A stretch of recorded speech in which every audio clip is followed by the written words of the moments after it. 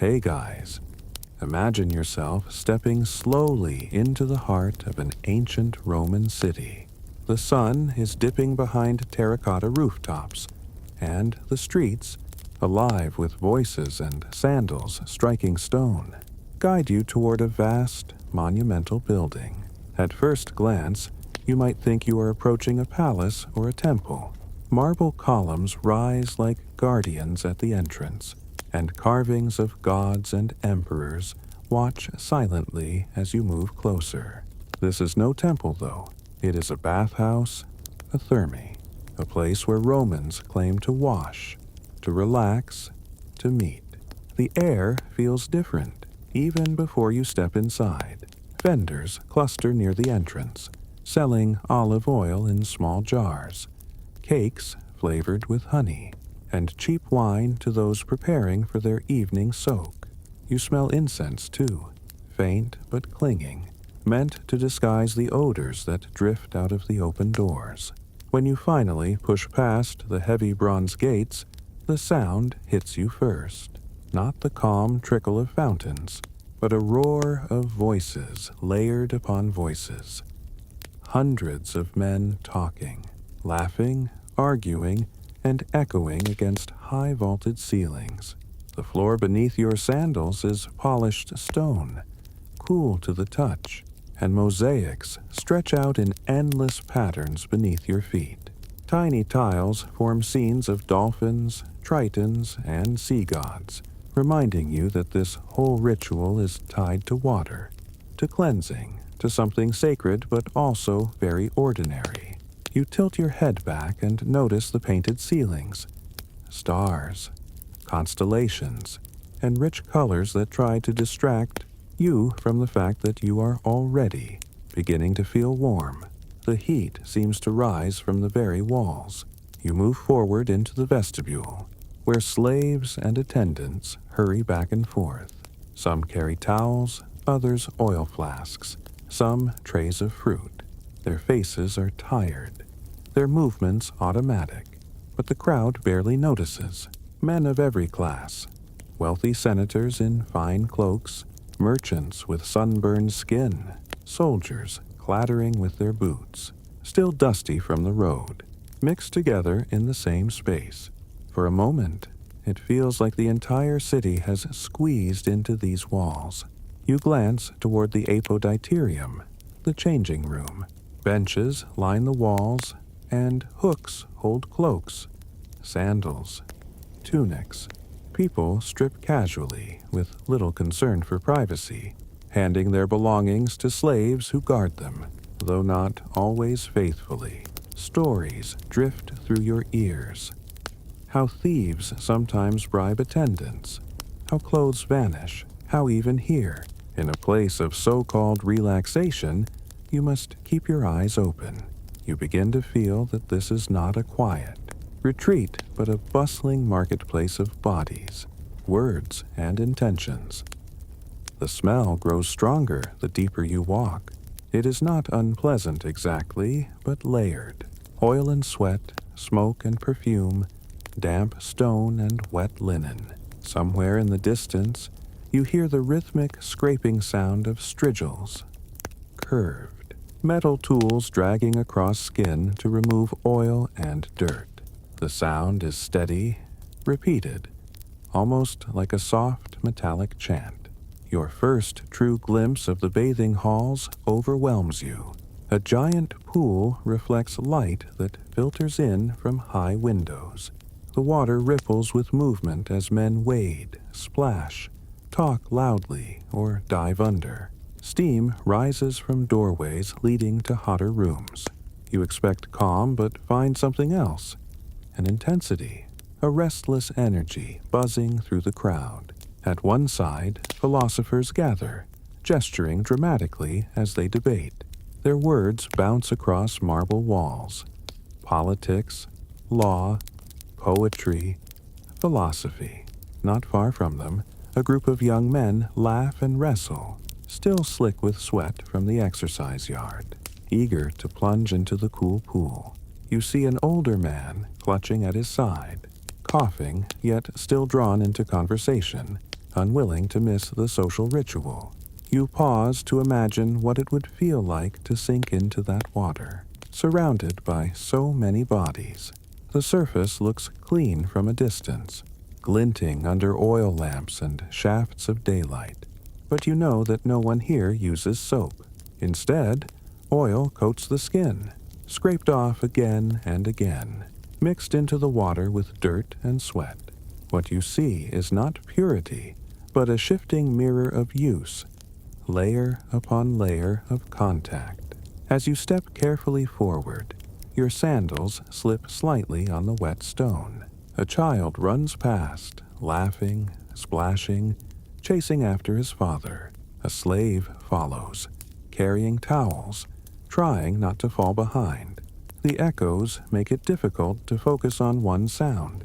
Instead, the whole room feels alive, as if the walls themselves are breathing.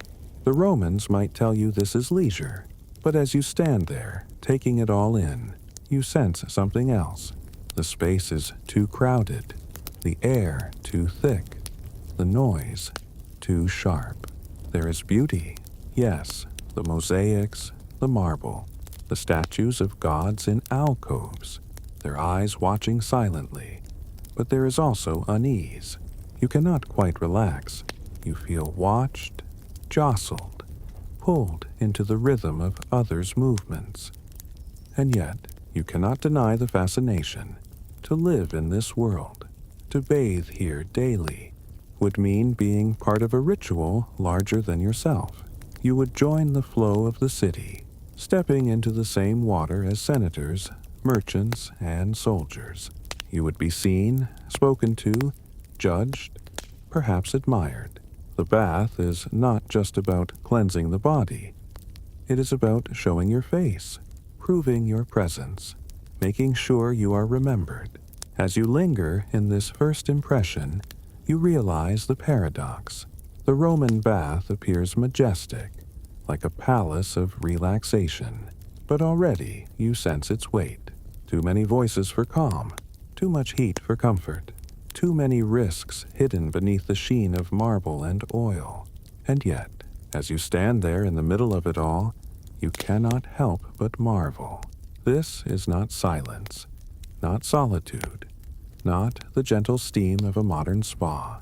This is Rome, alive in sound and scent, heat and humanity, and you are caught in its embrace from the moment you step inside. You step deeper into the complex, moving with the rhythm of the crowd, and soon you begin to notice that there is an order to all of this chaos. The Roman bath is not just a place where you dip into water and leave again. It is a carefully structured ritual, one that repeats day after day, a sequence of chambers meant to guide the body through a journey. And as you watch others move, you realize that you too are being carried along in this silent current. It begins in the apoditerium, the changing room. Here, men remove their tunics and sandals, leaving themselves bare, but not self-conscious. The atmosphere is casual, even practical. Slaves wait nearby, their arms filled with towels and small flasks of oil. You notice that everyone follows a familiar rhythm. Arrive, undress, pass on clothing, and prepare for the next step. No one lingers here too long. You are expected to join the flow. From there, you pass into the palaestra, the open exercise yard. Before washing, the Romans believe in movement.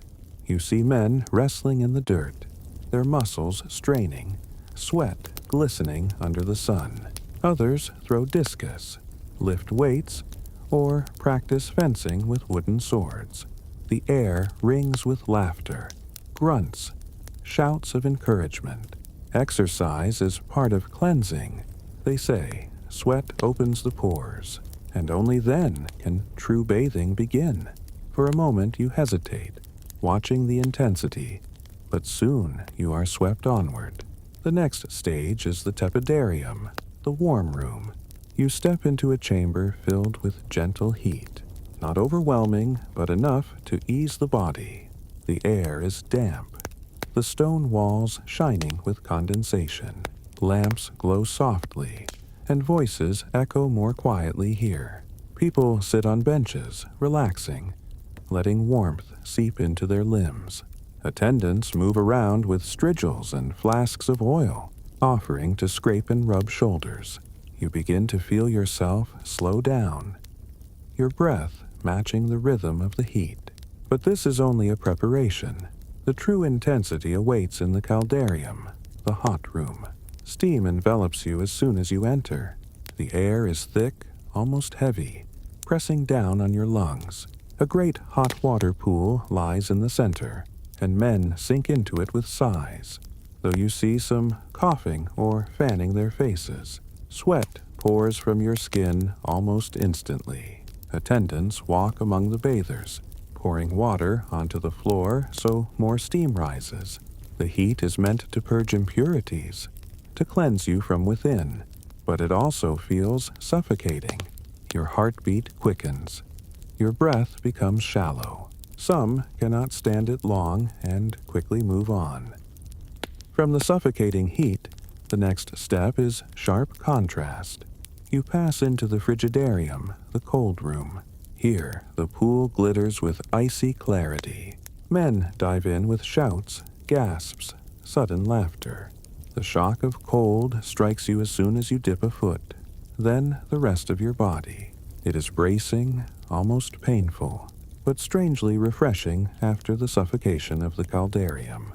The Romans believe this contrast between hot and cold strengthens the body, improves circulation, and sharpens the mind.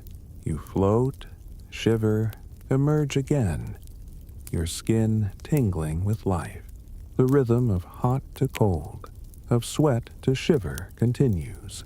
Some bathers go back and forth between chambers several times. Others linger in one place. But the sequence has a shape, a logic. Warmth to prepare, heat to purge, cold to seal.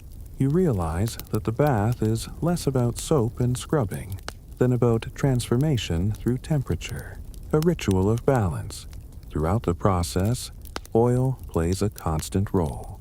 Instead of soap, men rub olive oil into their skin, then use strigils to scrape it away along with sweat and dirt. You watch an attendant drag the curved metal across a man's shoulder, collecting dark streaks of oil and dust. The scraping sound is almost hypnotic. It is not entirely comfortable, but it is expected. To be clean is not to be scented with flowers or foaming soap, but to have the skin polished, pores opened, sweat expelled. After the cleansing, many rest again in the tepidarium, sitting quietly, chatting, or dozing. Some call for a massage. Slaves knead their muscles, press oils into tired limbs, and crack joints with surprising force. You realize how many hands are involved in one man's ritual. The bather does not work for his own cleanliness. Others rub, scrape, carry, heat, and cool. Relaxation here is built upon constant motion behind the scenes. Finally, when the body is considered purified, you return once more to the apoditerium. Attendants bring back clothes, though not always the same as before. Tunics are slipped on, sandals strapped, cloaks wrapped around shoulders. The ritual ends where it began, but you feel changed. Your skin is flushed, your breath deeper, your limbs loose. Whether you are cleaner in the modern sense is questionable, but you feel renewed, reshaped by the cycle of chambers.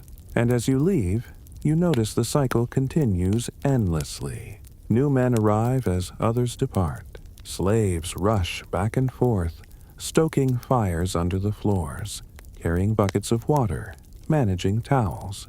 The baths never truly sleep. The ritual repeats with the rising and setting of the sun, day after day, for centuries. You begin to understand that, to the Romans, bathing is not a private act, but a public performance. It is not just about washing, but about being seen following the rhythm, proving you belong to the community. submitting your body to the shared order. The chambers guide you through the same steps as your neighbors, senators, and soldiers alike, and in that sameness, Rome builds its unity. As you walk slowly out of the bathing halls, still damp and warm, you realize this ritual is not as relaxing as you might have thought. It is structured, crowded, demanding, but also strangely binding. You have followed the same path as thousands before you, and in doing so, you have become part of their world.